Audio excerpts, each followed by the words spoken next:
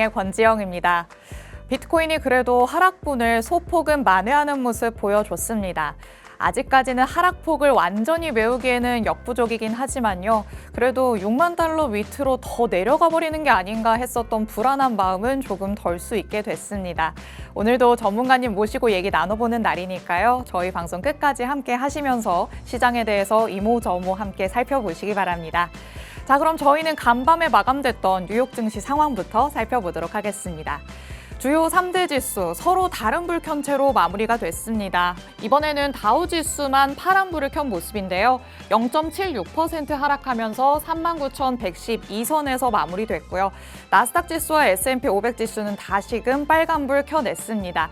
나스닥 지수가 조금 더 힘있게 올라가줬습니다. 1.26% 상승하면서 17,717포인트 선에서 S&P 500 지수는 0.39% 상승한 5,469포인트 선에서 거래 마쳤습니다. 어제장에서는 AI 칩의 대장주 엔비디아의 주가가 4거래일 만에 다시금 반등하는 모습 보여줬습니다. 특별한 호재가 있었던 건 아니지만 그동안 낙폭이 워낙 컸던 만큼 반발 매수세가 유입된 것으로 보이는데요. 어제 하루 동안에만 6.76% 급등하면서 직전일의 하락폭을 거의 다 만회를 했고요. 이 때문에 나스닥 지수와 S&P 500 지수까지 상승으로 이끌어냈습니다. 여기에 또 전기차 업체 리비아는 폭스바겐의 대규모 투자 소식에 시간외 거래에서 주가가 무려 47%나 폭등을 했습니다. 폭스바겐은 리비아 내 10억 달러를 투자를 하고 또 여기에 양사가 전기차 중심의 합작 벤처를 출범한다면 추가적으로 더 투자를 하겠다라고 발표를 했습니다. 어제 그리고 또 6월 소비자 신뢰지수가 발표가 됐는데요. 미국 소비자들의 경제에 대한 자신감을 나타낸다는 이 소비자 신뢰지수가 시장의 예상치보다 하락했고 또 전월 대비 하락하는 모습을 보여주면서 경기 사이클에는 다소 덜 민감한 기술주가 유리할 수밖에 없는 장이었습니다.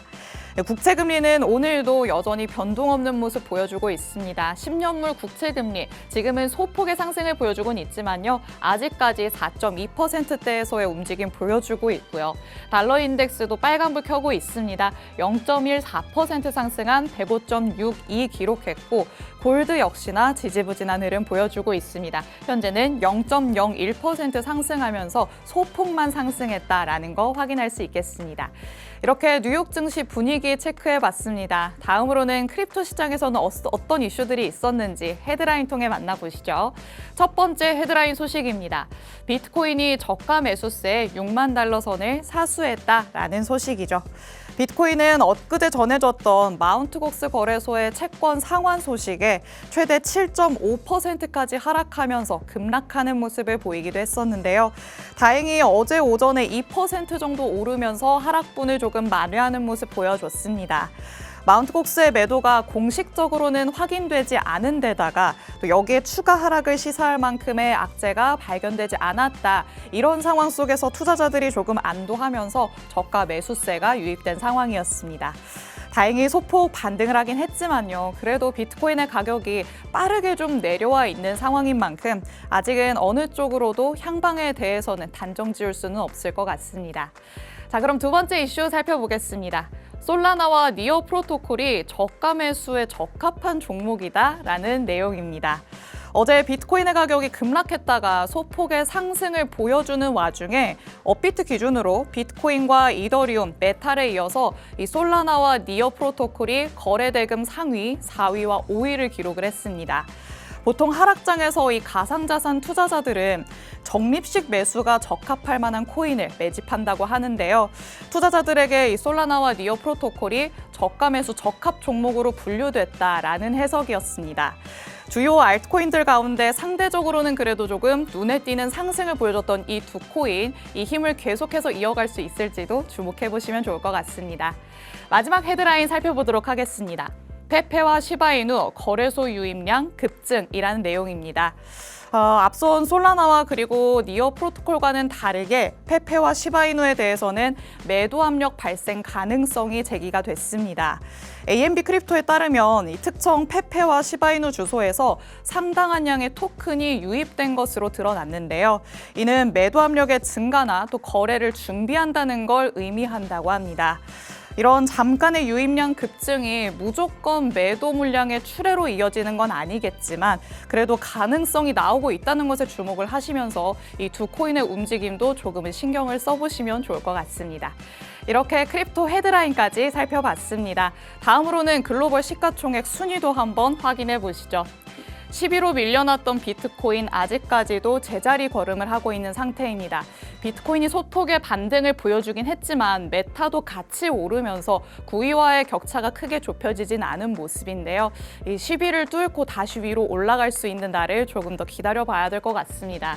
상단에서는 아직까지 큰 움직임은 없습니다. 1위 골드 굳건한 움직임 보여주고 있고요. 마이크로소프트, 애플, 엔비디아 순으로 여전히 2, 3, 4위 차지하고 있다는 점 확인하시면 좋겠습니다.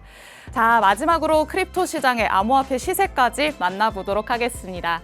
현재는 큰 움직임 없는 상태입니다. 비트코인은 보합 모습을 보여주고 있고요. 현재는 61,757달러 선에서의 움직임 보여주고 있습니다. 하지만 말씀드렸던 대로 직전일 대비해서는 2.3% 오르는 모습을 보여주기 때문에 상승의 이 흐름을 계속해서 이어갈 수 있을지 조금 지켜보셔야 할 것 같고요. 이더리움은 현재 0.09% 하락하면서 3,389달러 선에서의 움직임 보여주고 있습니다. 이더리움 역시나 전일 대비해서는 1% 넘게 오름세 보여주고 있습니다.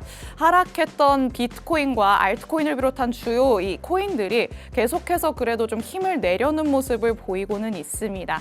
이 힘이 이어질 수 있다 없다에 대해서는 확실하게 얘기를 하긴 어렵겠지만 그래도 아직까지는 분위기가 침체돼 있는 상태에서 반등을 시도하고 있다라는 점은 체크하시면 좋을 것 같습니다. 이렇게 암호화폐 시세까지 만나봤습니다. 오늘 전문가님 모시고 얘기 들어보는 날이죠. 시장이 워낙 침체되어 있는 만큼 전문가님은 또 어떤 이야기 가져오셨을지 주목해 보시면 좋을 것 같습니다. 저는 잠시 후 2부에서 돌아오겠습니다. 오늘의 코인 가자!